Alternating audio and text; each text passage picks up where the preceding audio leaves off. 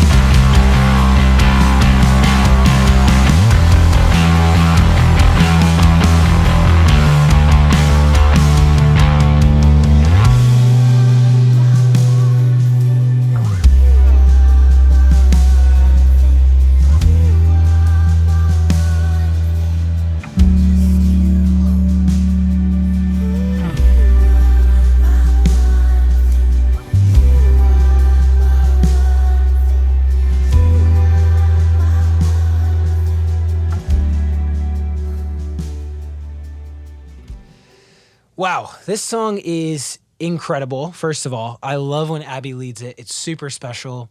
It makes me feel emotional, and I love it. And I got to be on this set, which was really, really fun. It was at worship school last year. Abby was leading, and her husband Gabe was playing bass. That's why these bass runs are absolutely freaking insane. And it's also why I tried to adjust my tone and adjust my playing a little bit. He plays a P bass. It's super cool.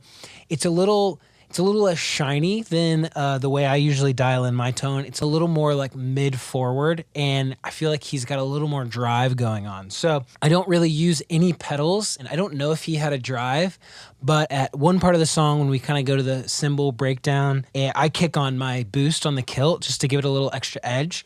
But otherwise, I am mixing my pickups a little differently. Usually I am all neck and I'm tone all the way up, bridges all the way off. But to kind of mimic what he was doing, I have my bridge at maybe 70%, 60, 70%, and I rolled my tone back to maybe 70 or 80% just to take away a little bit of that shine.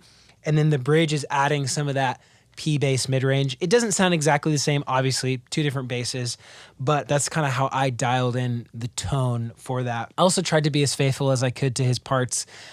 You know, it's normal when we play a song, we want to put our flavor on it, and I am used to defaulting to certain things, and so tried to honor his parts as much as possible, and obviously had to break down some of the really nasty ones. Like in particular, as you heard, when we re-bridge at the end of the song, he has got one of the nastiest little rundowns I have experienced in a while. And the timing of it is not what I would default to, and that's what makes it so cool to me, is I would maybe shift everything by an eighth note just naturally. If you're like, play something like this, I would play it a little bit differently. So I had to loop it over and over. I slowed it down in Pro Tools. I played it at half speed to hear how many times he's playing each note, because I was like, okay, this is not adding up in my head, but God, it sounds amazing. So you probably know the run I'm talking about. It goes a little something like the...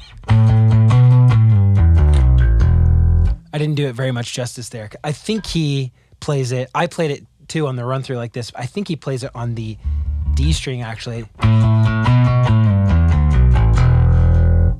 Like, oh my God, that's insane. So it's when I am jumping ahead a little bit because there's some other fun stuff before that, but it's when we re-bridge for that one more time and the drums kind of open up into, I don't know, it's not halftime. It's just like, it feels like we're swimming in the coolest way. I'm going to kick on the kilt boost because it feels like it needs to be really aggressive. So that kind of sounds like this.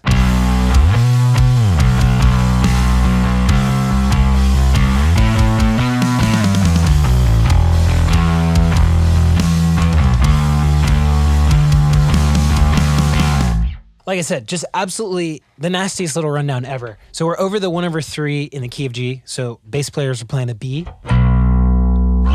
We do some octave slides. And then we hit the 4, and then we dive basically straight into that run. So 1, 2, 3, 4. I don't know how I was able to count and do that at the same time. Start on the 2, A. 1, 2, 3.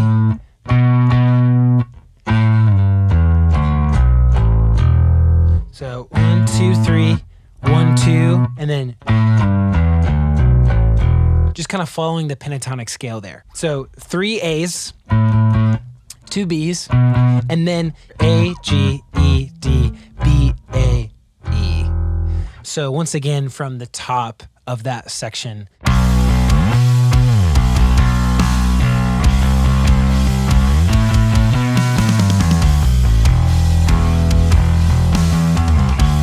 Of course, he takes it one step further and is like,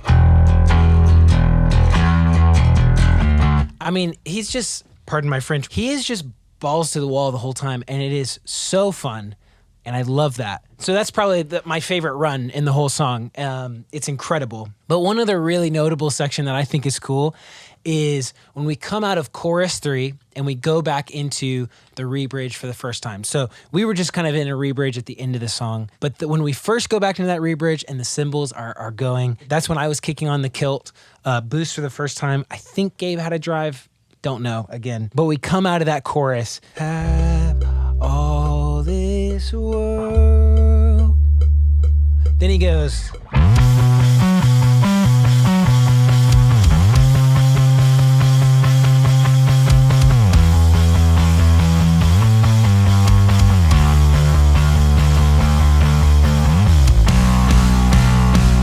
oh my God, it's chef's kiss. Gabe, if you're watching this, I love you. So it's like cymbal breakdown, so much energy, slides up to that top 1/3, B, and kind of playing a little chord here. So B and F sharp, B, G, B, F sharp again.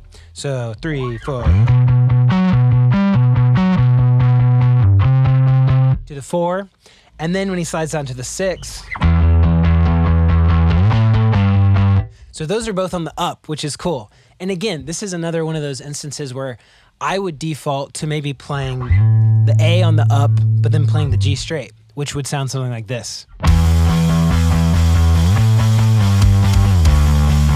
But he plays both of them on the up, and it creates just a little more energy, I feel like.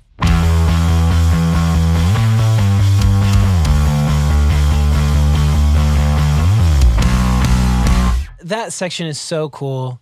I mean, like I said, I love this song. I adore this song. I love to lead this song. But I'm so glad that Gabe was playing bass on this. Again, it's like when you have people that are kind of outside of your environment, it's like you get exposed to all of this cool new, it's just like a different world that I'm not used to hearing. And it was super inspiring to hear. So anyway, I hope you guys enjoyed playing through Give Me Jesus. Check out the whole album, Moments Wait by Bethel Music. And as always, thank you so much for watching, and I'll see you in the next one.